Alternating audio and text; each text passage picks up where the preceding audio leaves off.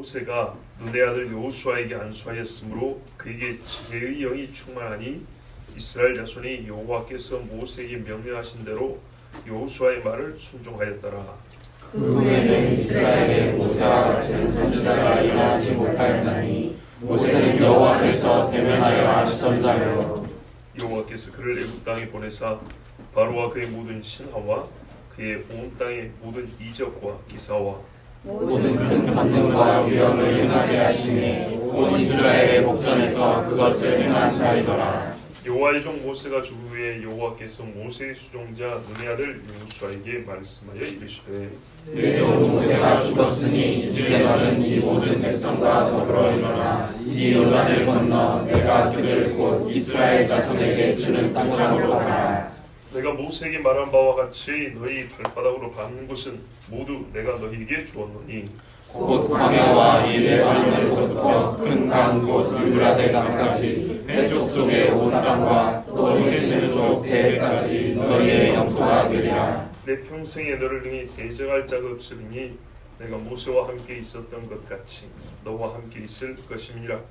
내가 너를 떠나지 아니하며 버리지 아니하리니 강하고 담대하라. 너는 내가 그들의 조상에게 맹세하여 그들에게 주리라 한 땅을 이 백성에게 차지하게 하리라. 오직 강하고 극히 담대하여 나의 종 모세가 내게 명령한 그 율법을 다 지켜 행하고 우로나 좌로나 치우치지 말라. 그리하면 어디로 가든지 형통하리니 이 율법책을 내 입에서 떠나지 말게 하며 주야로 그것을 묵상하여 그 안에 기록된 대로 다 지켜 행하라. 그리하면 내 길이 평탄하게 될 것이며 내가 형통하리라. 봅니다.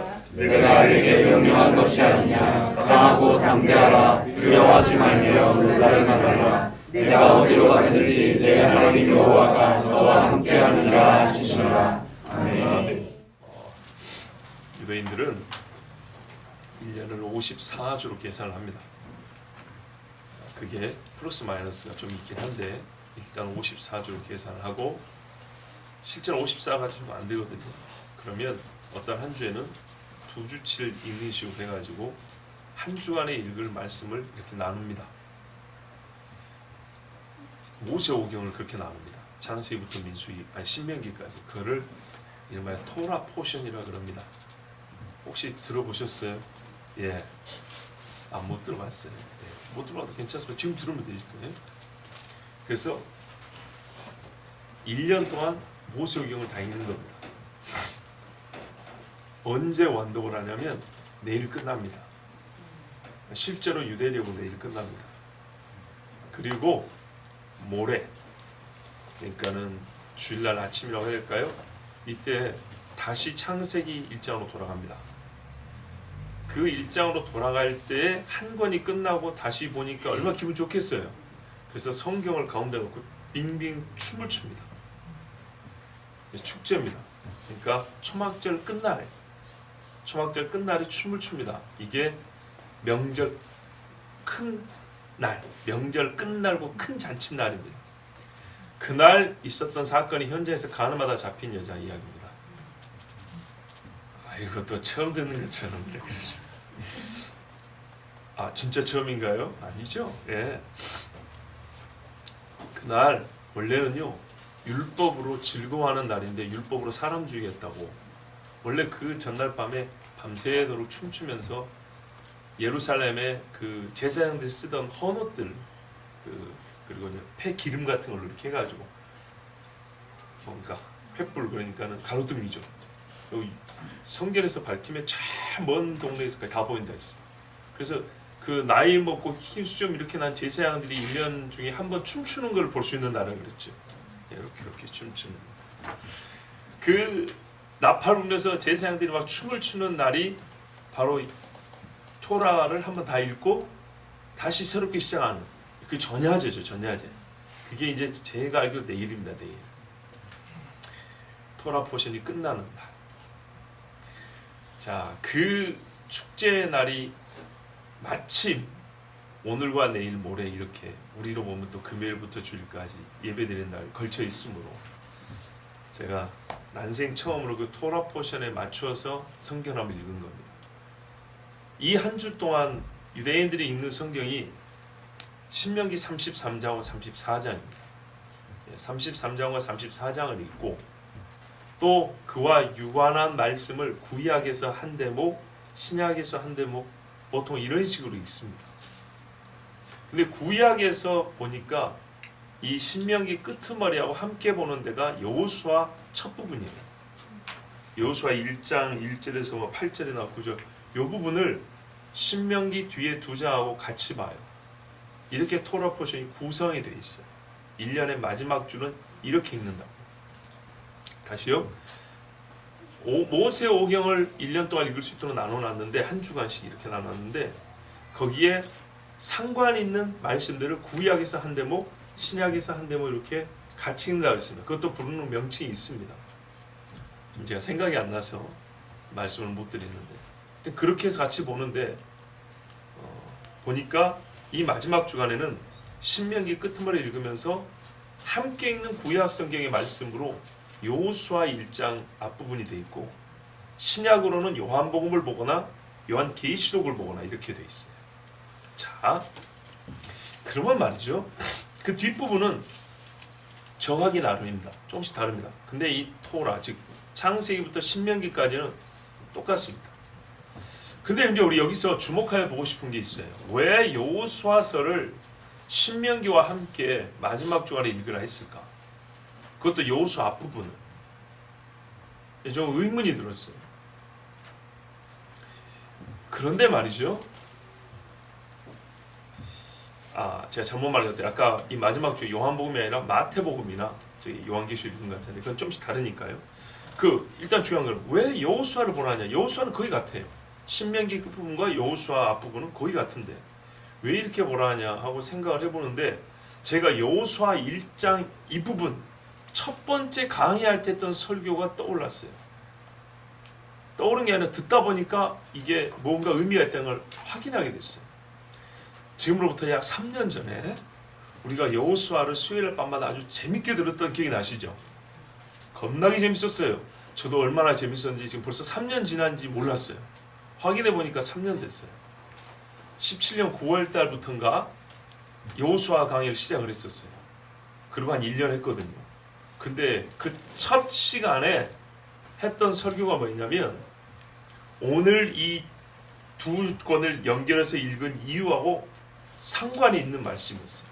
자, 일단 그거는 조금 남겨놓고 그래도 우리가 모세오경의 마지막 부분이 신명기와 여호수아의 첫 부분을 읽었으니까 어쨌든 간에 본문은 그래도 봐야겠죠. 오늘 말씀은요. 일단 본문은 기본적인 뜻은 살펴보는데 깊게 보지는 않냐고. 깊게 보는 여호수아 강의 때 했고 신명기는 다음에 할 것이고 그런데 오늘 제가 보고 싶은 것은 이 두 권이 어떻게 연결되는가입니다. 그리고 여호수아에게 주신 명령을 통하여 오늘 우리가 주목하여 들어야 될 귀구려 들어야 될 한 가지 말씀 듣고자 합니다. 그러니까 이 두 가지 집중하려고 하는 건데요. 보십시오. 먼저 말씀을 9절에 보니까 모세가 눈의 아들 여호수아에게 안수를 했답니다. 안수했죠. 그죠? 안수했더니 뭔 일이 왔냐? 여호와의 신, 곧 지혜를 주시는 하나님의 영이 충만해졌다 그랬습니다. 지도자 통솔권자의 권한만 이양된 게 아니라 하나님이 능력을 주신 건데 여호수아에게 필요했던 게 뭐냐면 지혜의 영이었습니다. 하나님 정확한 걸 주시죠. 그렇게 했더니 이스라엘 자손이 모세에게 한 것처럼 여호수아의 말을 순종했답니다. 그렇죠? 여호와께서 모세에게 명하신 대로 모세가 뭐라 했어요? 너희는 이제 여호수아의 말을 듣고 가야 된다 이렇게 말했겠죠. 그걸 순종했답니다. 그런데 여기 보면 모세로부터 여호수아까지 권한 혹은 통치권이라고 해야 될까요? 이게 이양되는데 단절이 없어요.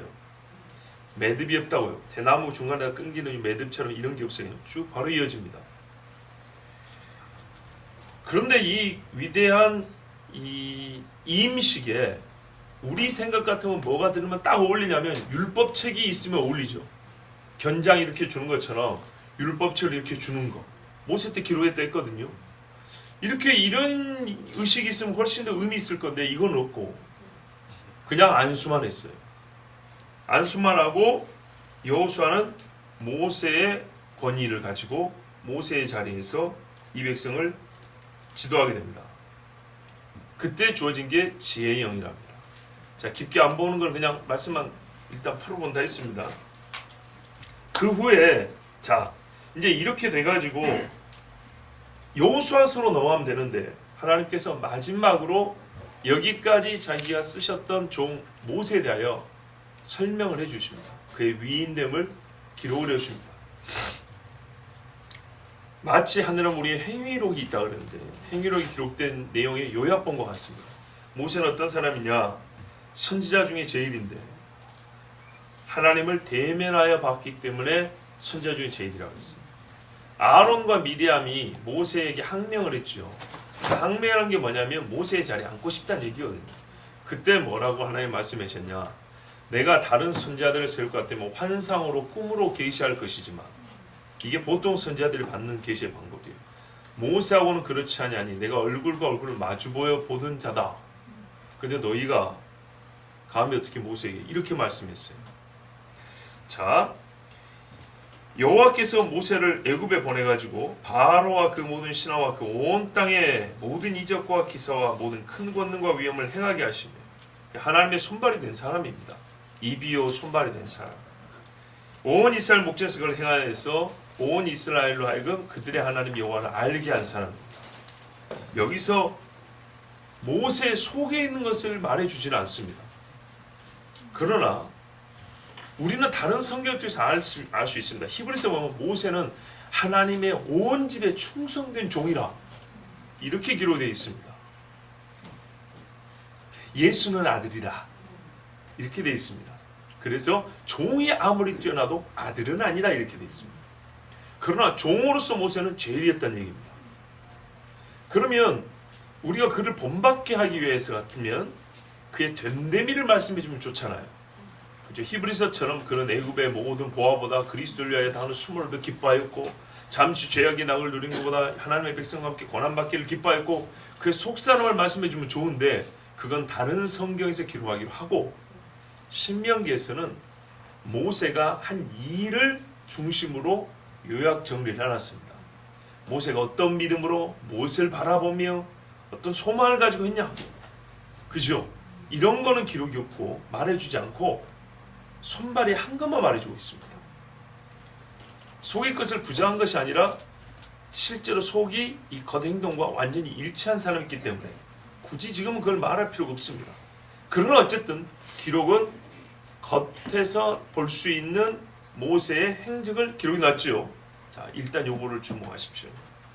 그 다음에 여호수아서로 넘어가니까 제가 처음 여호수아 강의할 때 뭘 가장 크게 전했냐면 발음이 예호슈아, 예슈아 같다 그랬습니다. 예수님의 구약 이름이 여호수아라고 했습니다. 이름만 같은 게 아니라 실제로 보면 여호수아가 그 삶에서 예수님을 가장 전체적으로 예표한 사람이라고 했습니다. 무슨 말이면 고생을 해서 그런 게 아니고요. 어떤 의미냐면 예수님이 율법 아래 나셔서 율법 아래에 있는 자들을 구원하셨다. 모세를 여러분 율법이라고 하면 이렇게 환치를 해보세요. 율법 아래 태어나서 율법 다음 세대를 이끈 사람이 여호수아입니다. 이해가 되시죠? 예. 그렇게 연결합니다. 모세 다음이 여호수아입니다. 율법 다음에 예수님입니다.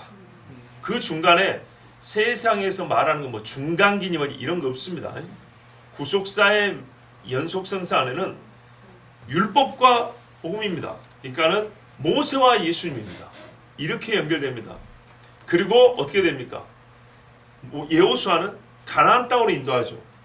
예표적이지만 분명한 것은 안식으로 인도합니다. 엄청난 투쟁과 싸움을 일생에 쉬지 않습니다. 그렇죠. 그러나 우리가 아는 여호수아가 십자가에 달리지는 않죠. 예표는 일부분을 담당하는 겁니다. 실제 일부분을.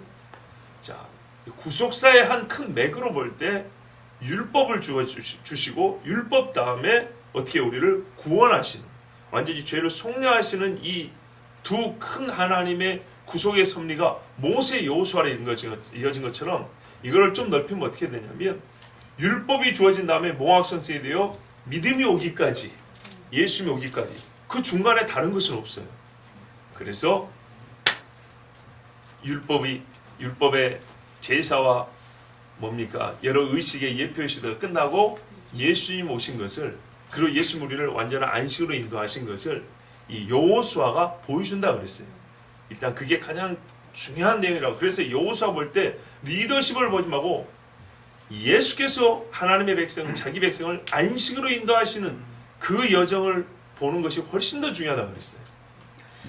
자, 감사하게 유튜브에 올라와 있으니까 한번 찾아보십시오. 근데 그때는 제 목소리가 제가 들어도 무지하게 크고 굉장히 이렇게 격양돼 있더라고요. 청력을 주의하시고 들으시면 되겠습니다. 자, 오늘 하여튼 그 여호수아 1장에 보면 뭐라고 되냐면 다시 한번 보는데요. 여호와의 종 모세가 죽었습니다.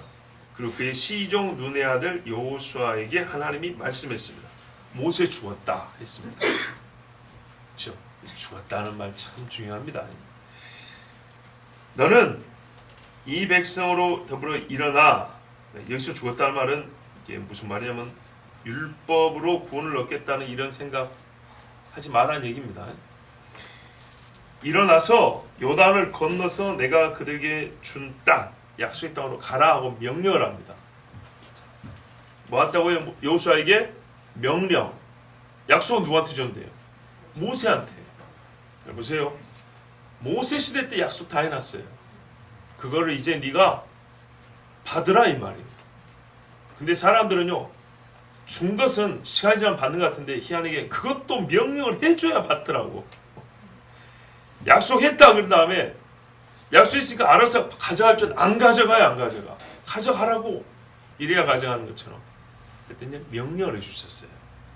자, 그러면서 여호수아에게 하나님이 약속의 내용을 확인해 줍니다. 또 약속을 지키실 것을 하나님이 다시 한번 확인해 줍니다. 3절 보면 내가 모세에게 말을 했다. 너희가 밟는 땅을 다 준다. 광야 레바논, 유브라데 해쪽씩 온 땅, 해지는 편 대해까지. 내가 민수기에 기록한 그거 그대로 준다. 모세가 죽었다고 해서 약속 끝난 게 아니고 모세는 그 약속을 이루는데 여기까지 내가 쓴 종이고 이 다음 거는 네가 성취하는 거다. 그 땅을 받는 거는 너다. 유업은 약속한 자가 죽어야 이루어지나니. 자, 이래서 약속의 내용을 확인시켜주고 모세가 죽었으니 끝난 게 아니고 유효하다고 말씀해 줍니다. 5절 보세요. 근데 이 일을 하려니 모세도 아닌 여호수아가 어렵지요. 약속을 받은 당사자도 죽었는데 말이죠.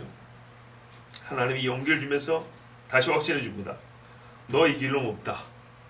이 약속을 받는데 제일 어려운 게 뭐냐면 사람이거든요. 실제 싸움입니다. 싸움. 우리가 이걸 정말 영적 차원에서만 보더라도 영적 싸움이 있지요. 제일 치열한 싸움. 싸움이 있습니다. 내가 모세와 함께 했던 것 같이 그러면 됐지 뭐. 광야에서 모세가 당한 일이 얼마나 많아요. 그렇죠? 그런 것처럼 내가 너와 함께 할 거니까 너를 떠나지 아니하고 버리지 아니할 거다. 걱정하지 마라. 내 눈에는 네가 모세하고 똑같다 그 말입니다. 동일 인물은 아니지만 모세처럼 내가 너를 대해줄 거라는 얘기입니다. 그러니까 마음을 강하게 하고 담대히 하라. 그리고 내가 이 백성에게 그 조상, 이 백성도 조상에게 약속한 걸 받네요. 약속은 조상이 받고 실물은 후손이 받고. 하나님 말씀이 이렇습니다. 그래서 모세로부터 여호수아까지 이게 중요합니다.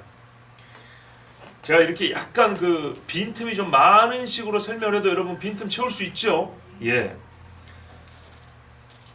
그런데 이 약속을 내가 지키겠다고 이루어주겠다고 하나님이 크게 보면 3절, 4절, 5절, 6절 이렇게 두 번씩 해줬는데 조건이 하나 있답니다. 그 조건은 뭘까요? 봐보세요. 내가 모세처럼 해주겠다 했으니까 너는 어떻게 해야 돼요? 그렇지, 네가 모세와 같아야지. 이겁니다. 오직 너는 마음을 강하게 하고 극히 담대하여 나의 종 모세가 네게 명한 율법, 히브리 말로 토라를 다 지켜 행하라. 근데 이 토라는 제일 좁게는 모세오경을 말하고 구약을 말하는데 가장 넓게는 하늘부터 내려온 하나님의 말씀 전체를 본래 토라라고 그럽니다. 내가 하늘에서부터 이 땅에 있는 사람들이 준 말을 너는 다 기억하고 지켜야 된다고 했어요. 이게 유일한 조건입니다. 유일한 조건이 제일 어렵죠.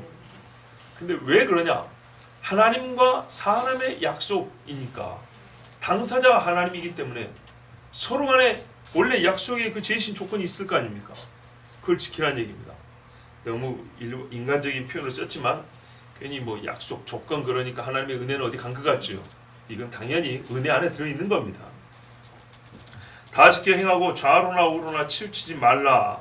그리하면 어디로 가든지 형통한다 그랬습니다. 자, 약속의 조건이 뭐라고요? 율법을 지켜라. 좌로나 우로나 치우치지 말라. 여러분 떨어져 나간 게 아니라 삐딱하게도 하지 말아요. 예. 같은 말씀이 반복됐습니다. 8절 이 율법 곧 토라를 네 입에서 떠나지 말게 하며 주야로 그걸 묵상하라. 그리고 그 가운데 기록한 대로 다 지켜 행하라. 결국 같은 말씀이죠. 그러면 결과도 같아요. 내 길이 평탄하고 네가 형통하리라. 형통과 평탄을 한마디로 말하면 원래 말대로는 승리입니다. 싸워서 이긴다. 그래서 평안해진다. 이 말입니다. 그런데 여기 7절과 8절 보면 여러분 중반부에 지켜라 두 가지가 두 말씀이 반복되어 있지요. 같은 말씀이죠. 지켜라입니다.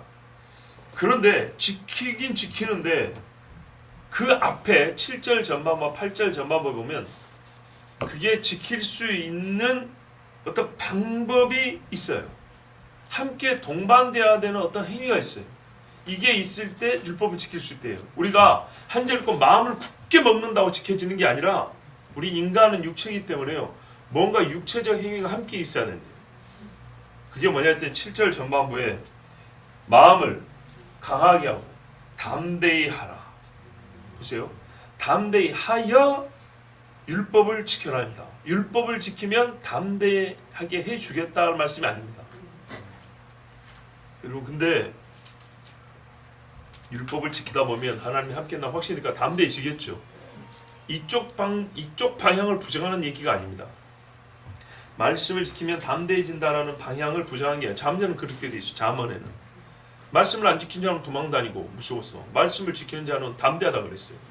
그러니까 말씀을 지킴으로 담대해지는 이쪽 방향에서 담대함이 일어나는 걸 부정한 게 아니라 그 반대도 옳다는 겁니다.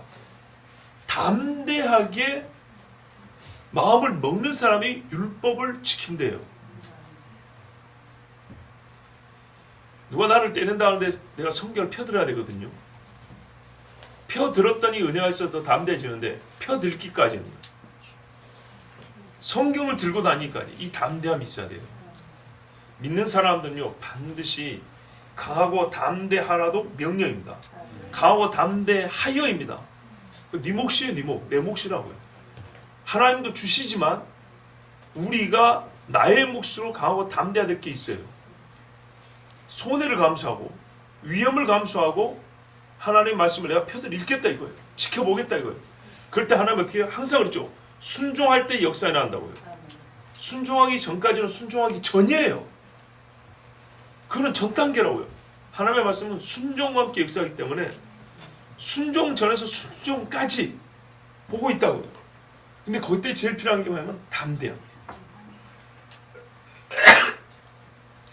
이렇게 담대함이 있어야 사람은 실제로 하나님의 말씀을 지킬 수가 있어요. 또 지키면 담대해져요. 그냥 이 순환 관계란 말이에요. 믿음과 사랑, 소망도 항상 있다는 건 순환적이에요. 주님을 사랑하는 사람은 믿기 마련이고요. 믿는 사람은 천국의 소망을 가질 수밖에 없어요. 순환적이에요. 자, 그래서 예수님이 뭐라 그랬습니까? 사람이 많은 곳으로 죄의 사함이 있었고 네 믿음이 너를 구원했으니 평안히 가라라고 누가복음 7장에 보면 그 향유 본 여인에게 하신 말씀이 있어요. 자, 계속 보세요. 8절에는 또 뭐라 되냐면 토라가 네 입에서 떠나지 말게 하며 주야로 그를 묵상하여예요. 묵상하지 않으면 말씀 안 지켜준다는 거예요. 얼마나 자주 묵상했냐면 주야로 입에서 떠나지 않아야 돼요. 줄줄이 읽어야 돼요. 원래 묵상이라는 말입니다. 머리로 이렇게 생각하는 게 아니에요. 원래 묵상은 내 목소리가 들리게 읽는 거예요. 나의 목소리가 하나님의 말씀을 읽어서 입이 움직이고 이 말에서 나는 소리가 내 귀로 다시 들어오는 게 이게 묵상의 가장 기본 요소예요. 그러면서 생각이 돼요. 그러면서 곱씹어지고 이걸 반복하는 거예요. 이 묵상을 요즘에는 안 해요. 세상 천지 돌아가 보세요. 하나님 이야기하는 데 어디입니까? 없습니다. 옛날에는 그 성경을 집에서 읽는 소리라도 좀 있었는데 요즘에는 안 읽습니다. 묵상한다고 해서 여러분 묵상 집을 보거나 묵상 영상을 보고 대체해버립니다. 묵상 그거 남이 한 거 그냥 그거는 내가 돈 주고 가져오는 거예요. 그거 아니에요. 묵상은 뭐라고요? 내가 입으로 성경을 읽는 것 그리고 생각하는 거예요. 근데 요거 없이 그냥 하나 읽고 뭔 의미가 있을까? 이거는 묵상 아닙니다. 본래 성경에 말하는 묵상이 아닙니다. 그래서 성경에서는 관상이나 명상기도를 가르치지 않는다 그랬어요. 정확하게 또렷한 음성으로 하는 말씀을 철자 하나하나 곱씹어 읽어야 됩니다.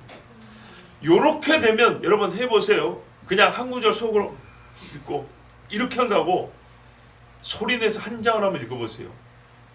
말씀은요 그 자체 역사하는 힘이 있죠. 예, 설교를 개떡같이 해도 여러분 중요한 건 설교가 아니에요. 유명한 사람들 글이 아니고요. 성경 그 자체라고요.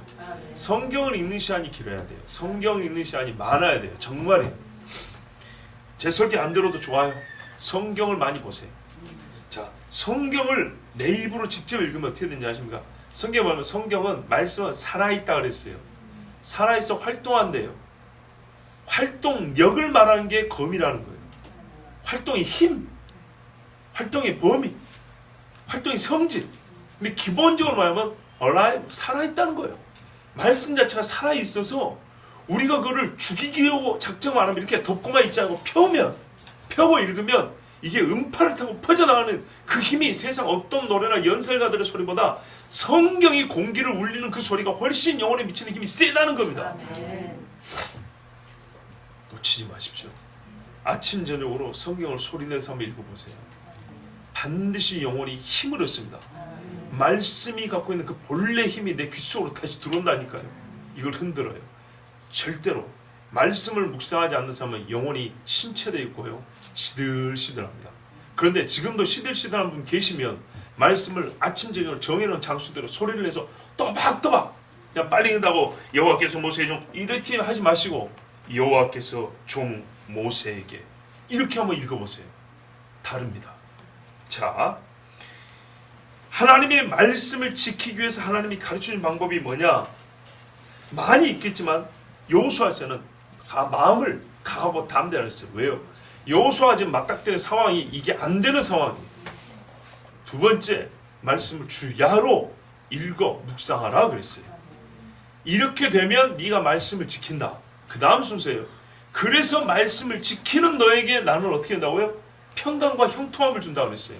근데 이 평강과 형통이 얼마나 이게 범위가 넓냐 하면 우리가 눈에 띄게 보이는 거는 여호수아 시대의 전쟁이잖아요. 전쟁에서 백전백승만 한다 해도 이게 얼마나 대단한 일입니까? 근데 하나님 말하면 전쟁이 아니라 모든 일이라고 했어요. 매사에 여호수아의 집, 여호수아 지파, 그들이 짓는 농사, 그들이 키우는 양, 신명기 28장 그 전반부에 기록된 복, 이게 여호수아의 모든 삶에 나타난다는 거예요. 그런데 그가 맡은 민족적인 사명함은 안시의 땅을 뭐예요? 취하는 거였어요. 그 전쟁도 일 개인으로서는 정말 불가능한 일입니다. 여러분, 기적이라고요. 기적. 30일에 군소, 물론 그때 당시는 뭐 땅떼나 넓지는 않지만 성을 쌓고 나름대로 성주, 왕이라고 불렸던 사람이 31명이에요. 그 사람들을 어떻게 이겼습니까? 정규 군대를 가지고 있고 싸움에 이골이 난 사람들이고 지형지물에 이점을 갖고 있는 사람들이고 자기들끼리 연맹을 맺어가지고 여호수아 하나를 치는데 어떻게 이기냐고요. 근데 하나님께서 정말 기가 막힌 전술 전략과 그리고 어떻게 해요? 기적을 역시 기적으로 이겨주셨어요. 기적으로. 이래 했으니 말도 안 되는 전쟁을 여리고성을 무너뜨리는 것부터 시작했으니 그의 다른 삶은 안 봐도 본 것 같죠. 바로 그렇게 살았던 겁니다. 가나안 정복을 한 것처럼 살았던 겁니다. 어떻게 했을까요? 그 여호수아가 잘 보세요. 하나님의 말씀을 아침 저녁으로 읽었어요. 잘 보세요. 읽으면 그렇게 해준다고 그랬어요. 근데 우리에게 결과가 주어졌잖아요. 그러면 여호수아 어떻게 했냐? 평생에 그가 죽을 때까지 담대함을 잃지 않았다는 겁니다. 그리 했으니까 말씀을 지켰고 말씀을 지켰으니까 형통한 거라고요. 봐보세요 여러분. 여리고성 친 다음에 말입니다. 정말 어려운 거잖아요. 이따르고 있으라는 얘기. 그런데 아이성 보세요. 그거 몰래 은밀하게 일개 병사가 숨긴 것 때문에 자기 민족이 얼마 몇백 명이 죽었습니까? 그런데 여호수아가 만약에 허물이 있다고 생각해 봅시다. 여호수아가 하나님 앞에 아간과 같은 짓을 하나 은밀하게 지었다고 생각해 봅시다. 그러면 어떻게 됐겠어요? 가나안은 없어진 겁니다. 약속의 땅이 뭔 약속의 땅이에요? 거기서 종살이 안 하면 다행이지. 근데 여호수아의 하는 일에 하나의 실수나 허물이나 흠잡자가 있습니까? 없습니까? 없지요. 분명히 없었어요. 그 말은 뭐예요? 여호수아가 이 말을 철저히 지켰다는 거예요. 이게 무슨 말이냐? 우리는 율법을 좌로나 우로나 치려고 철저히 지켰다. 여호수아처럼 율법을 잘 지키면 하나님이 승리 주신다. 그 전부터 뭐라고요? 뭘 했다고요? 마음을 담대히 하라는 걸 철저히 지켰다고요. 주야로 읽으라는 것을 철저히 했다 이 말입니다. 하나님 말씀이 논리적 인과관계가 그래요. 네가 마음을 담대하게 해서 말씀을 지켜라. 믿음을 갖고 지키라는 얘기예요. 네가 말씀을 부지런히 읽으면서 네 귀에 내 말이 다시 들려오는 이런 방식을 취하면서 말씀을 지켜라 합니다. 근데 솔직히 그렇게 하면 말씀 잘 안 지켜져요. 우리가 살아봐서 알잖아요. 안 돼요. 희한하죠. 주변에 사람 있으면 지키는 척 아니죠. 근데 혼자 있을 때도 말이죠. 재밌습니다.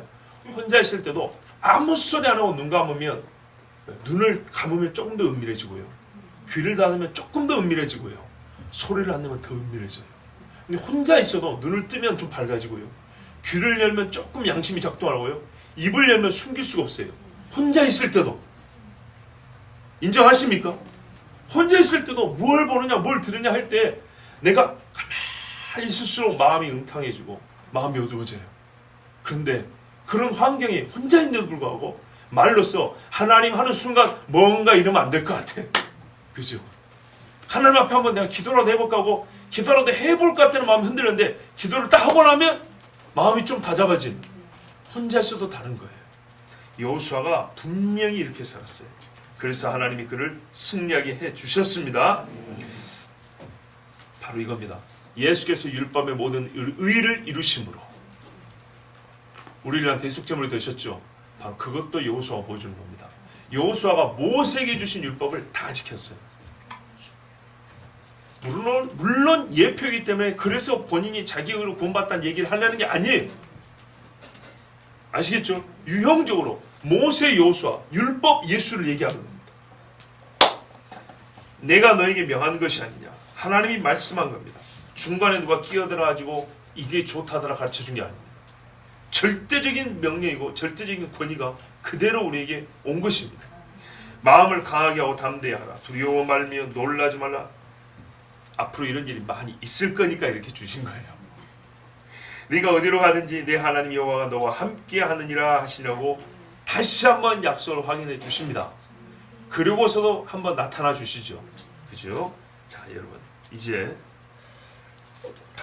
여기까지 우리가 본문을 그래도 좀 살펴봤습니다. 이것만 가지고도 기도할 제목이 있고 우리 삶의 신앙에 참 교훈을 얻습니다. 그런데 제가 이제 크게 두 가지를 본다 했죠. 하나는 지금 이 읽은 맥락하고 상관이 있습니다. 또 하나는 모세오경의 끝부분과 여호수아를 한 주간에 읽으라고 한 이유가 무엇인가 이걸 한번 생각해 보려고 합니다. 여호수아 강해 때 전한 것인데 다시 한번 기억을 더듬어 보시면 좋겠습니다. 히브리 말에는요, 여러분 보시는 방향에서 이렇게 쓰는 글자가 있어요. 이렇게 씁니다. 잘 보세요. 완전 기억이 아니고 비스듬한 기억입니다. 근데 이 윗부분이 많이 길지 않아요. 기억자의 반토막 정도. 이렇게 해서 이렇게 내려옵니다. 와하브라 그럽니다. 와하브. 근데 이게 어떤 뜻이냐면 그리고입니다. 그래서 히브리어 문법에 바브 연속형이라는 게 있습니다. 이걸로 이렇게 해석하면 그리고인데 우리말에 그리고 접수사 좀 달리 앞에 거하고 뒤에 것이 안 끊어지고 계속 연결됐다는 얘기입니다. 그럼 이걸 더 크게 보면 하나라는 뜻도 됩니다. 계속 바브 그리고 이러면 영어로 그냥 and 이 정도 뜻이 아니고요. A 콤마 찍고 B 또는 A and B 이 정도 아니고 A 그리고 B, C 그리고 C 그리고 D 이런 식으로 히브리어를 쓴단 말이죠. 그러면 이 전체를 한 맥락이나 한 주제나 하나의 뭡니까 그 목적 하에서 읽어도 된다는 얘기입니다. 제가 무슨 말씀을 드리려고 하냐? 창세기부터 신명기까지 히브리어를 보면 창세기가 하나님의 집 이야기로 시작을 합니다. 히브리어로 브레시트 해가지고 있어요. 예, 옛날에 수련해서 전했는데 하여튼 창세기가 시작됩니다. 태초에 시작됐는데 출애굽기가 어떻게 시작하냐면 출애굽기에 웰레 슈모트입니다. 엘레가 그리고 뭐냐면 이것들 이런 말입니다. 그리고 이것들은 슈모트는 이름들입니다. 그리고 요 이름들이 애굽에 내려간 사람들이다 하고 출애굽기가 그렇게 시작합니다. 거기에 바브가 들어갑니다. 그리고 이렇게 합니다. 그 다음에 출애굽기 다음에 뭐죠? 레위기 가면 바이크라 이렇게 합니다. 그리고 하나님이 부르셨다 이렇게 시작을 합니다. 민수에 가면 와이따베르 여호와 이럽니다. 무슨 말이에요? 여호와께서 말씀하셨다 이렇게 시작합니다. 이게 무슨 말이냐면 창세기부터 민수기까지는 창세기, 출애굽기, 레위기, 민수기 여기까지는 그리고로 연결됩니다. 이거 한마디로 말해서 창세기부터 민수기까지는 한 다발의 책이라고 봐도 되는 겁니다. 한 묶음의 책. 아시겠죠? 근데 원래대로 할 것 같으면 신명기도 이렇게 이어지면 좋지 않겠습니까? 근데 신명기는 바브 그리고가 없습니다. 무슨 말이냐면 원래 히브리 문법에서 이게 그냥 특징이면 계속 바브에서 그리고 연결되면 좋은데 있는 데가 있고 없는 데가 있다 이 말입니다. 이해를 쉽게 드릴게요. 사무엘 상하 이렇게 나눠져 있죠. 사무엘 상하에서 상이 끝나고 하가 시작할 때 바브 그리고 하면 어울리죠. 그렇죠? 근데 사무엘 상하가 끝나고 예를 들어서 뒤에 역대 상하가 있으면요. 이건 다른 책이죠. 그러면 바브로 연결되면 안 되겠죠. 그렇죠? 다른 책이니까. 그런데 창세부터 민수기까지는 마치 한 책인 것처럼 바브로 그리고 연결되어 있다. 그러면 이왕 갔으니까 모세가 다 쓴 거니까 신명기까지 가면 5권이 다 하나님께서 모세에게 통으로 주신 말씀, 예언과 약속이 있는 말씀 이러면 딱 이해하기 쉽죠. 근데 신명기 앞에서 끊겨버려요. 신명기 앞에서 끊긴 거 왜 그럴까요? 일단 뭔 특징이냐면 신명기는 두 번째 말씀이에요. 말하자면 안 줘도 될 말씀이었는데 갈라디아서 말하면 범죄함을 더했기 때문에 율법이 더해졌다 그랬어요. 신명기 뜻이 뭐라 그럴까요? 두 말씀 반복하여 주신 말씀이라고요. 원래 출애굽기, 레위기, 민수기에서 끝나야 될 건데 이 백성들이 광야에서 범죄함으로 말미암아 이 범죄를 어떻게 할까 해서 하나님께서 더하여 계시를 주신 말씀이라고요. 그리고 이 앞에 있었던 반복한 거라고요. 이게 더 연결될 말씀이 아니라 앞에 있는 게 반복이기 때문에 바브란 말이 없습니다. 근데 이제 재밌는 게 이거예요. 여호수아가 시작하는데 바브로 시작합니다. 이게 무슨 말이냐? 여호수아가 신명기에 이어서 그리고로 시작한다 이 말입니다. 이게 놀라운 점입니다. 그러니까 창세부터 민수기까지 바브로 그리고로 연결해 왔다가 신명기에 그게 없으면 신명기는 앞에 게 반복이니까 원래 쭉 이어가려는 게 아니니까 바브가 없는가 보다 이러면 이해되는데 근데 신명기 다음에 여호수아는 왜 바브가 있는 거야? 이건 완전 별도인데 이게 놀라운 겁니다. 완전 별도가 아니란 얘기입니다. 성경을 기록하신 하나님께서는 신명기와 여호수아를 묶은 겁니다. 이게 신명기는 무슨 말이냐면 모세 5경에 속하면서 또 다른 여호수아와 함께 이어지는 그 다음 시대의 첫 권으로 중간하라 이 말입니다. 어떻게 나눌 수 있을까요? 앞에 약속이라고 하면 크게 나누면 약속의 반복으로 주신 이 말씀이 그죠? 약속의 성취의 첫권으로 주셨다는 얘기입니다. 그리고 여호수아가 이 약속의 첫 시대를 이 말씀대로 실제로 살았다는 얘기입니다. 멋지죠? 말씀의 단지가 아니라 말씀을 주시고 바로 그리고 여호수아가 살았다 이 말입니다. 그래서 신명기하고 여호수아가 오히려 한 권인 것처럼 바업으로 연결되어 있습니다. 근데 어디까지 연결되어 있냐? 사무엘상하, 열왕기상하까지, 열왕기 상하까지 바업으로 연결되어 있습니다. 신명기부터 열왕기까지 이스라엘 왕정 시대가 하나님의 약속을 테스트 내지는 하나님이 그 안식의 땅에서 하나님이 스스로 우리에게 약속을 성취해준 역사라는 얘기입니다. 근데 이것을 인간들이 버렸죠. 그래서 히브리에는 그 히브리 성경에 그러니까 구약 유대인이 보는 구약 성경 순서는 그 다음에 이사야로 연결됩니다. 무슨 말이에요? 예언자로 넘어갑니다. 약속을 해줬고 그 약속을 하나님이 성취시켜줬고 우리를 그걸 누리라고 줬어요. 근데 살았더니 어떻게 해요? 개차반이죠. 그래서 하나님이 어떻게 해요? 선지자를 보낸 거예요. 물론 왕들이 살던 시대에 선지자를 보냈죠. 근데 글쓰기 순서는 어떻게 하면 이 역사서 다음에 선지서가 이어진다고요. 그래서 이 구분을 줘서 이사야부터 다시 이사야로 이렇게 넘어갈 때부터 바하북 없이 별도의 또 하나의 맥락으로 글이 쓰여진 겁니다. 아시겠죠? 구성을 보시라고요. 약속했다. 내가 성취한다. 너희는 내가 성취를 믿고 너희도 어떻게 해요? 순종하라는 얘기입니다. 그걸 실제로 확인해 본단 말입니다. 확인했더니 나는 너에게 신실하시나 너희는 나에게 신실하지 않다. 어떻게 해요? 이 약속이 깨지겠죠. 그래서 하나님께서 다시 회복할 수 있는 목소리를 주시겠죠. 모세같이 그 후배 선지자들을 보냅니다. 이사야, 다니엘 이렇게 쭉 이렇게 보내주십니다. 이렇게 연결됩니다. 자, 이 바보 하나가 그렇게 중요합니다. 즉 신명기와 여호수아가 연속적으로 기록된 말씀, 연속성이 있다는 말씀. 어떤 의미에서 연속성이냐?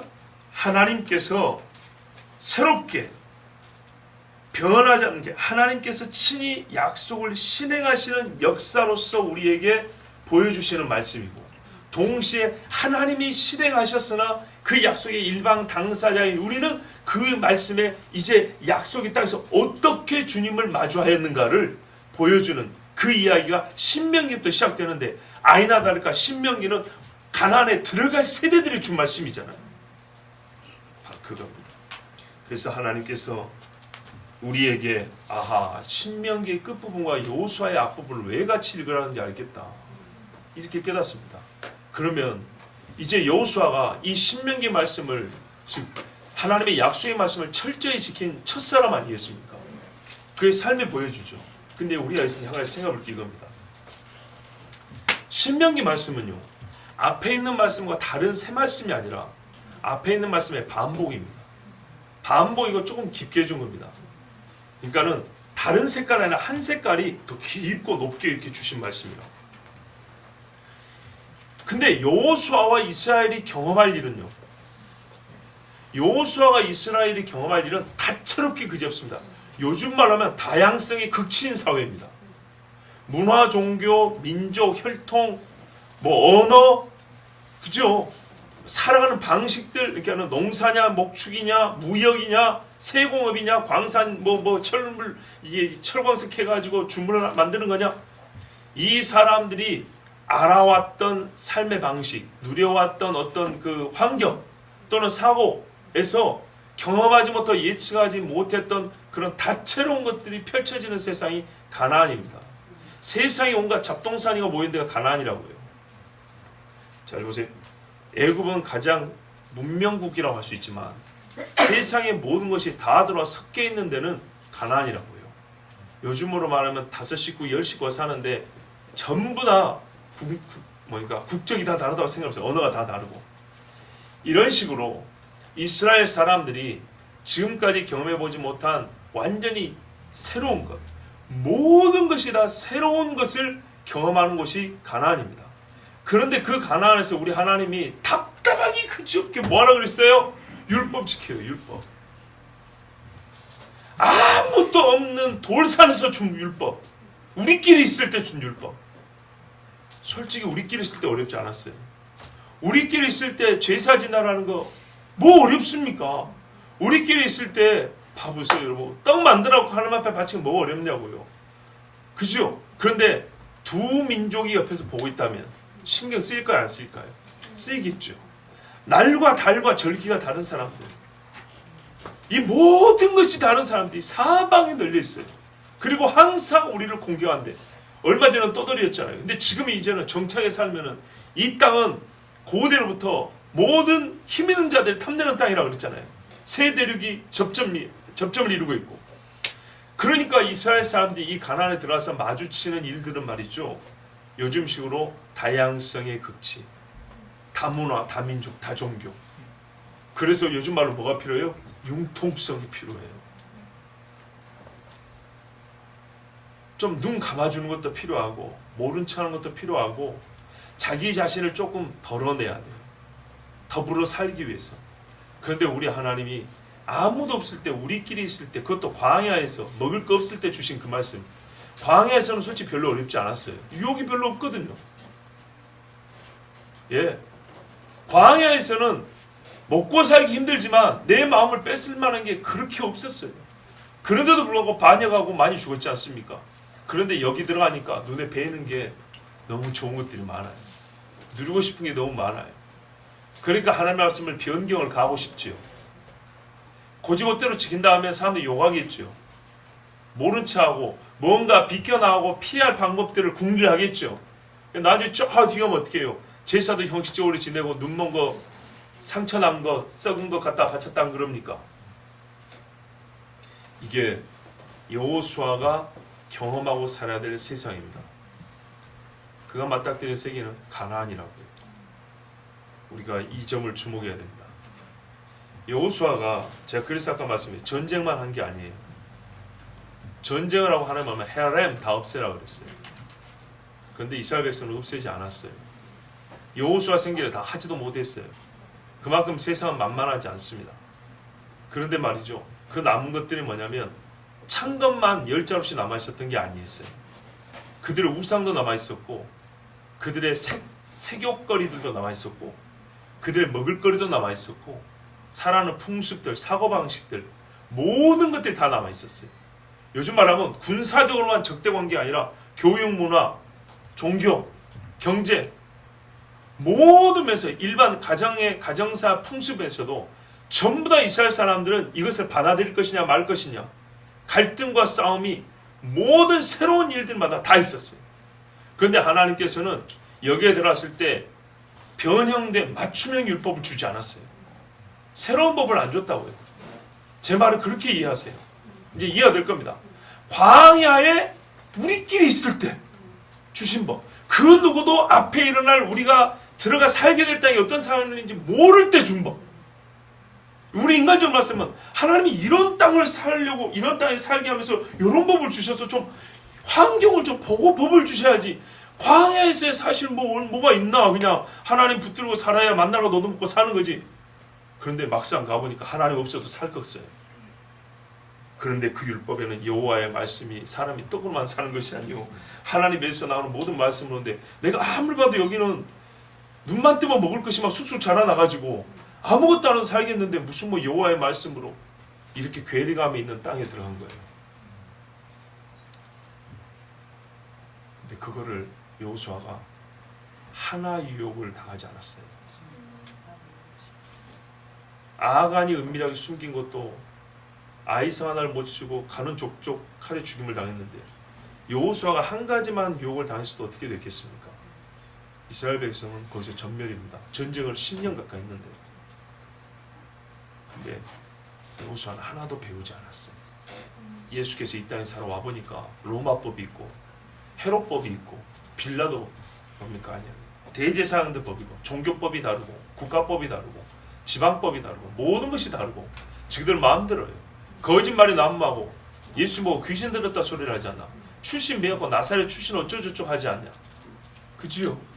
온갖 말도 안 되는 것으로 예수님을 모함하고 예수님이 직접 객관적으로 보는 권세와 능력과 그 지혜는 보고 들으면서도 모른 척했어요. 그리고 자기들이 기존에 갖고 있던 자기들의 생각, 판단 그것으로 오직 예수님을 제기 바빴어요. 안 받아들였어요. 그러면 예수님이 거기서 조금이라도 명성을 얻기 위해서는 그들에게 뭔가 조금 맞춰주면 되는데 예수님은 절대 안 맞춰줬어요. 하나님의 법 완전히 그것만. 세상이 많이 달라졌어요. 여호수아 때와 여호수아 때까지, 여러분 옛날 여호수아부터 2000년 전 우리에게 오신 예수와 여호수아 때까지 시간이 여러분 1000년이 더 넘는 시간이에요. 근데 옛날 여호수아도 하나님의 말씀을 그대로 자기가 처음 맞닥뜨린 완전 신세계에 구세계에 주신 그 말씀을 그대로 가지고 살았더니 됐고, 된다니까요. 되고 하나님 어떻게 했냐, 그 신세계에서 새로운 법으로 살겠다고 애쓴 사람이 누리지 못한 평강과 복을 하나님이 예법을 가지고 사는, 철저하게 그 예법대로만 사는 여호수아에게 허락해 주셨어요. 예수님도 마찬가지예요. 예수님이 새 법을 따랐으면, 세상법을 따랐으면 한 사람도 구원하지 못합니다. 근데 예수님은요, 하나님께서 모세를 통하여 주신 그 법 안에서 태어났어. 난지 8일 만에 할례를 받고, 할례를 받을 때 이름을 예수라고 불렀어요. 철저하게 율법대로 했어요. 여러분, 사가랴가 언제 입이 터졌습니까?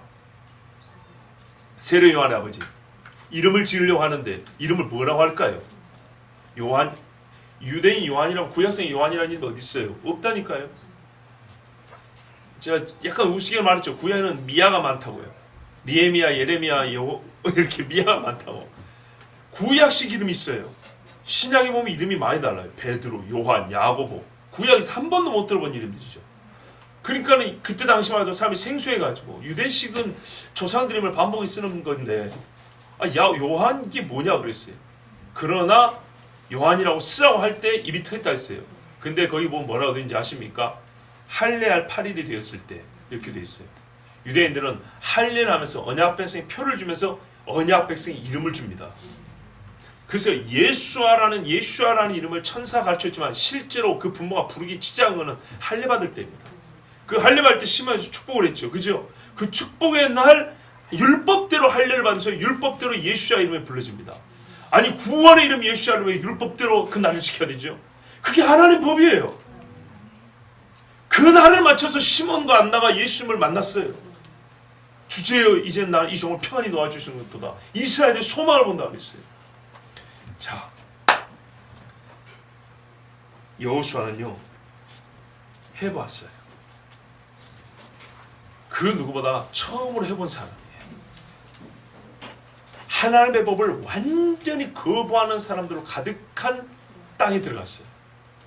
하나님의 법이 아닌 마귀 법으로 수천 년을 살아와서 그 땅이 마귀 법에 배어있는 그 땅에서 하나님의 법을 처음으로 실행해서 살아본 사람이에요.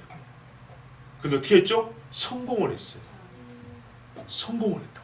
완전하게 성공을 했어요. 그래서 그의 생애에 모세 때 시작된 그 약속을 처음으로 성취를 맛본 사람이 됐어요.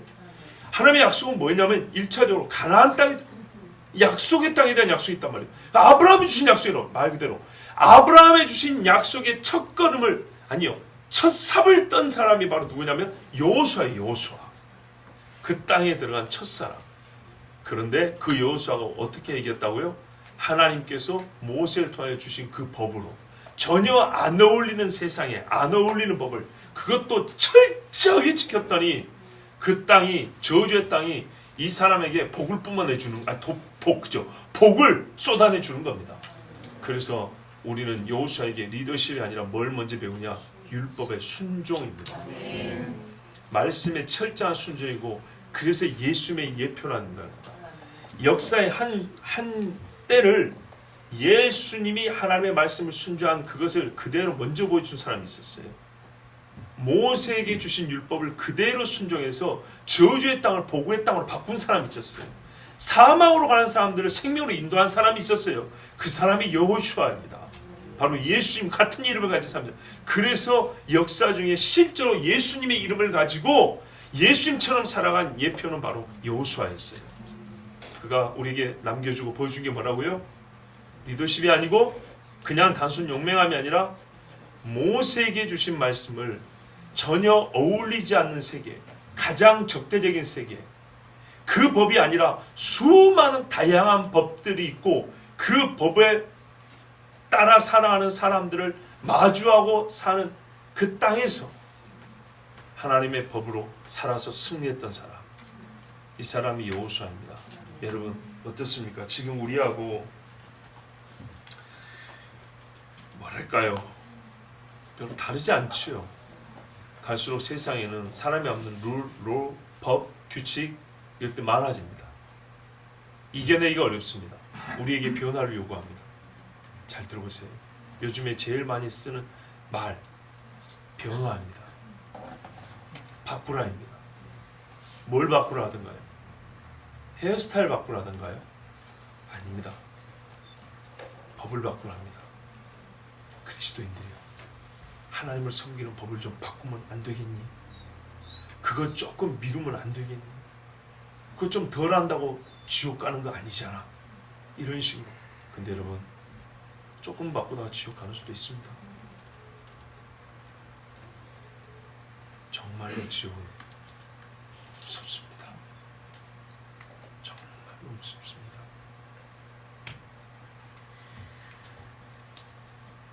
하나님께서 말씀해 보면 바꿔도 되거나 조금 변화를 줘도 되는 건 말씀해 준 게 있어요. 어떤 거는 네 알아서 하라고 그냥 내버려둔 것도 있어요. 쌀밥을 먹든지 보리밥을 먹든지 이거는 괜찮습니다. 그런데 된다 안 된다, 하라 하지 말라고 정확히 가려진 거 있죠. 여러분, 이거는 절대로 바꾸면 안 되는 겁니다. 절대로. 세상이 변한 겁니다. 보세요. 이것을 못 지키게 하려고 세상이 계속 멀어져 바꾼 겁니다. 그래서 멀리 가면서 고리를 걸어놓고 가서 끄댕기는 겁니다. 우리 뭐 바꾸라고. 그게 아니고 네가 이쪽으로 다시 와야 돼. 우리가 말하는 게 아닙니까? 옛날에 복음서도 오라 우리가 하면서 세상을 변화시키자 그랬잖아요. 근데 봐보세요. 얼마나 우리의 생각 흐름이 바뀌었는지. 조수가 바뀌었는지 흐름이 바뀌어가지고 뭐냐면 우리가 세상의 변화에 따라가줘야 된다 소리가 몇 년 전부터 기독교 내에서 아주 자연스럽게 나왔어요. 그죠? 80년대 90년대 초만 해도 교회가 외치는 세상을 변화시키자 했습니다. 근데 지금 어떻게 해요? 이웃을 사랑하자 하면서 내용을 들어가 보면 세상이 좋아하는 거 해줍시다입니다. 엄밀히 말하면. 왜요? 그 사람들이 불편하게 하면 그 사람들 우리에서 사랑을 못 느낀다는 거예요. 그래서 우리가 하나님 사랑을 버립니다. 그래서 되겠습니까? 제발 여러분, 뭐가 바뀌었는지를 좀 생각하세요. 철 따라 유행 따라 옷 스타일이 바뀐다, 그런 거는 신경을 쓰지 마세요. 기독교인 여러분, 예수 믿는 여러분, 세상의 유행을 신경을 쓰지 마시라고요. 그거는 20-30만 원 또 돌잖아요. 뭘 도는 거를 신경을 씁니다. 뭘 신경을 씁니까? 우리는 그걸 신경 쓰지 마시고 변하지 않아야 되는 것을 신경을 쓰세요. 신경을 쓴다면서 내 힘을 기울인다는 거 아닙니까? 내 생명의 일부분을, 아니면 내 생명을 거기다가 투자하는 겁니다. 예? 거기다 쏟아붓는 겁니다. 안 변할 것에. 세상이 자꾸 변화시키겠다고 하지 않습니까? 교회를 변화시켜도 성경 번역도 바꾸겠다는 거예요. 덴마크 성서 공회에서 얼마 전에 그 블랙TV에서 보니까 덴마크에서 성경을 새로 번역을 했는데 얼마나 성경을 많이 바꿔버렸는지 읽을 게 없대. 읽을 게. 요즘에도 마가복음 들은 분들 오늘도 들으셨잖아요. 소돔과 고모라가 니보다 더 견디기 쉬울 거다. 이 말씀을 싹 빼버린다고요. 사람들 듣기 싫은 소리 빼버린다고요. 이렇게 바꿔갑니다. 교회에게 변화를 요구합니다. 그 변화의 내용을 잘 들어보세요. 여러분, 우리가 얼마나 사람들과 화목하게 지내냐가 중요한 게 아니고 내가 얼마나 진리 가운데 있느냐가 중요한 겁니다. 그 사람들이 누가 나 대신 지옥 가줍니까? 나 대신 벌 받아줍니까?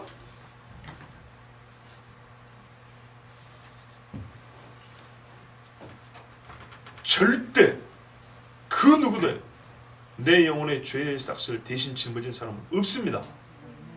갚아준 사람이 없다고요. 같이 지옥 가자고 하는 소리를 변화, 지금 시대는 이래야 살아남어. 어떻게 살아남아요? 육신으로 조금 더 살아남죠. 하나님 앞에서는요, 살았으나 죽은 자가 되는 겁니다. 요한계시록 기록된 게 뭡니까? 너희가 이름은 살았으나 죽었다 그랬어요. 그게 어디서 나타날까요? 여러분, 이게 이제 율법을 지키라 하니까 여러분 가만 봐보세요. 저는 이제 이 마지막이다. 잘 들어보십시오. 율법을 지키라 하면은 말씀의 순종이죠. 어디서부터 나타날까요? 율법을 가만히 읽어보세요. 우리가 오늘 아침에도 제가 말씀드렸는데 말씀의 순종이라고 그러면 선행을 먼저 생각한다고. 선행 얼마나 하십니까? 거지를 데려다 우리 집에서 재울 수 있습니까? 겉옷달라면 속옷 줄 수 있습니까? 뭘 선행을 얼마나 한다고 하나님 말씀에 순종에 나오면 선행을 먼저 떠올린다고요. 말도 안 되는 소리를 하지 마세요. 하나님 말씀의 순종은요 구제에서만 나타나는 게 아니에요. 예배든 데서 선행 말씀의 순종이 있어요. 영과 진리로 예배하라 했어요. 그죠? 찬송하는 데도 나타납니다. 소리쳐 춤추며 찬송하라 했어요. 그것도 순종하세요. 기도할 때 마음을 다하고 부르짖어 기도하라고 했어요. 내 믿음을 보이라고 그랬어요. 아, 그것부터 순종하세요. 이것도 순종이에요. 무슨 순종이 다른 건 다 빼고 선행만. 그나마 선행할 시간이 어디 있는데요, 여러분? 뭐 지하철 타고 댕겨야 빌어먹고 이렇게 빌어먹는 표현을 좀 너무 안 좋게 듣지 마시고 이렇게 남의 것을 이렇게 구해서 먹는 사람이랑 자주 만날 수 있어야 뭐 배운지 하나 던져주죠. 그것도 얼마나 던져줍니까? 그런 것도 하지 않으면서 오늘 여호수아가 뭘 순종했다는 얘기죠? 그렇다면 목숨을 건 전쟁에서 순종을 했어요. 인간적인 전술과 전략을 벌였다고요. 목숨이 오늘 붙었냐 떨어지냐 그 순간에 하나님이 시킨 대로 했다고요. 공부할 때 어떻게 순종해야 돼요? 지혜와 명철을 주시는 분이 하나님이라고 그랬잖아요. 기도하라고요. 밥 먹을 때 어떻게 순종합니까? 일용할 양식을 주시는 하나님께 감사하라고요. 진짜로 음식을 앞에 두고 진짜 감사 기도를 하라고요. 눈만 그냥 이렇게 뜨지 마시고 어디서부터 순종입니까? 어디서부터? 자녀들을 말씀으로 훈계하고 교훈하라면서요. 예? 학습지 사주고 뭐 옆에서 문제 같이 풀어주고 그거보다 먼저 순종이 뭐라고요? 하나님의 말씀을 우리 아이가 직접 자기 입으로 읽게 하라는 겁니다. 그렇게 키우셨습니까? 그게 순종이라고요. 그게 순종. 형제자매께 먹을 거 있으면 서로 나누라 하지 않습니까? 그죠? 여러분 좀 나누세요. 뭐냐면 내가 화해 악수를 처하였으며 바울과 베드로 예루살렘에서 그리 했다 하지 않습니까? 그것도 순종입니다. 모든 면에 순종해야 돼요. 모든 면에. 어려울 때 하나님 앞에 기도하라 그랬잖아요.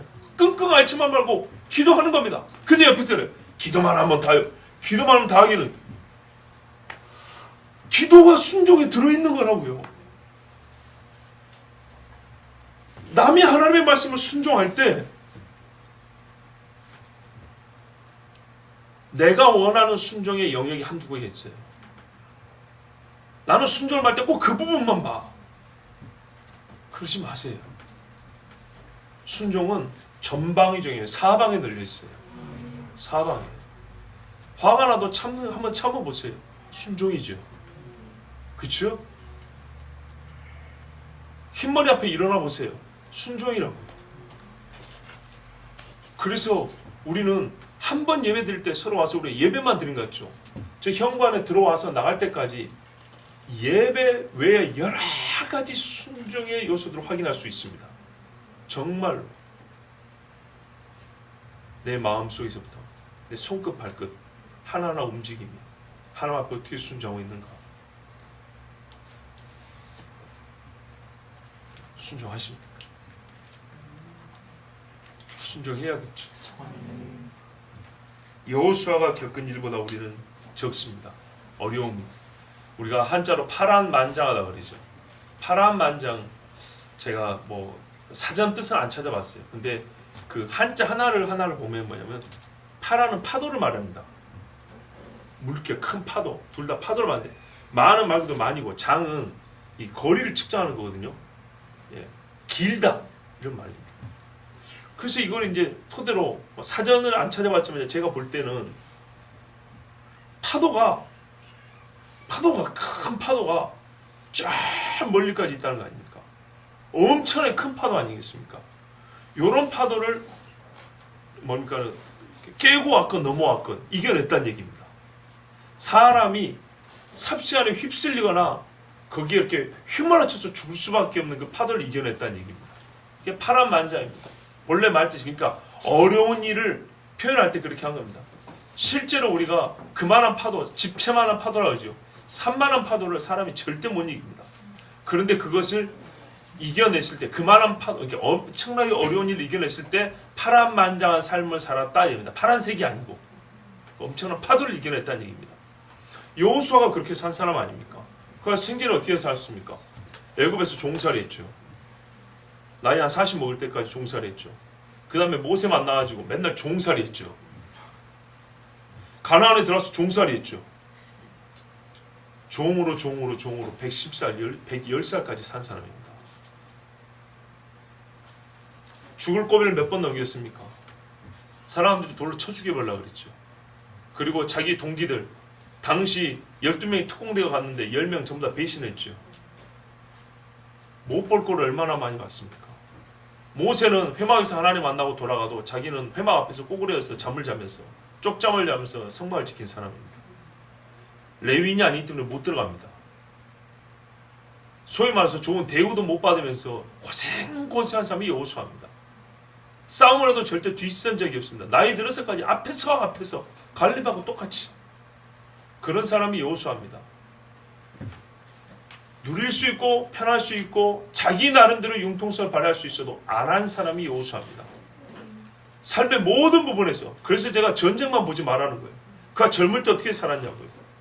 모세의 종으로서, 성막을 지키는 사람으로서, 이 60만 대군의 남자만 60만 이 사람들이 하나님의 말씀을 이제 진짜 지켜야 되는데 누굴 보고 지키냐? 이제 모세였기 때문에 여호수아를 보고 지킨다고요.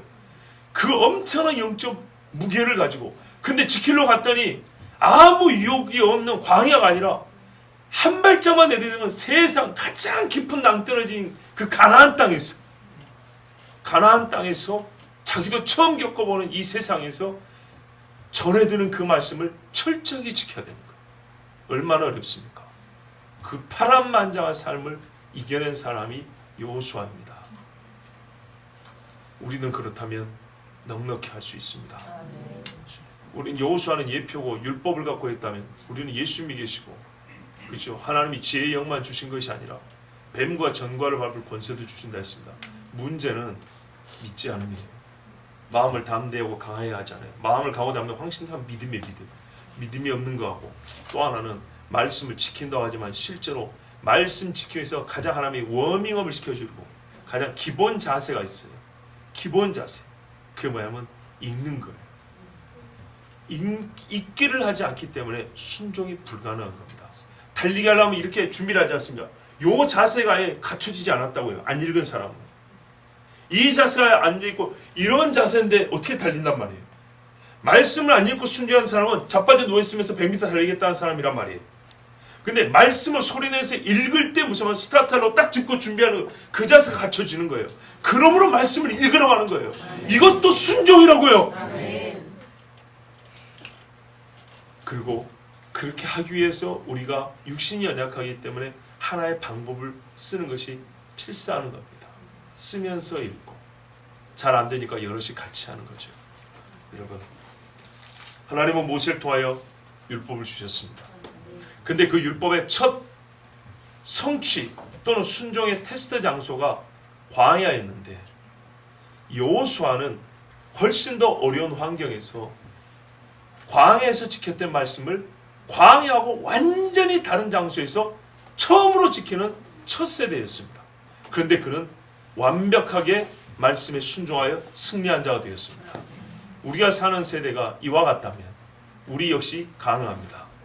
굳이 비교를 하자면 우리 앞전 세대가 먹고 살기 좀 힘들었어도 사방에 우겨싸움이 좀 적은 광야에 있다 하면 힘들긴 하지만 우리는요, 가나안에 문을 열고 들어간 사람과 같은 거예요. 나중에는 다니엘도 바벨론에서 율법을 누가 바벨론에서 율법을 지켜본 적이 있나요? 근데 되더라 이 말이죠. 됩니다. 하나님이 영원하시기 때문에 하나님의 말씀은 영원히 지킬 수 있는 것입니다. 문제는 우리가 하나님의 말씀, 이 말씀대로 어떻게 해요? 강호담대하냐, 말씀을 읊조리며 묵상하느냐. 여기서부터 시작인데 이 기본은 전혀 갖추지 않으면서 목표만, 이상만 크게 잡고 있기 때문에 안 되는 것입니다. 그러니까 그 틈 사이로 세상 소리가 많이 들어오는 것입니다. 하나님의 말씀을 내 귀에 가득 채워서 세상 소리가 들어올 수 없도록 틈을 메꾸십시오. 주의 말씀에 순종할 수 있고 승리할 것입니다. 이 시간에 우리 함께 기도하는데요.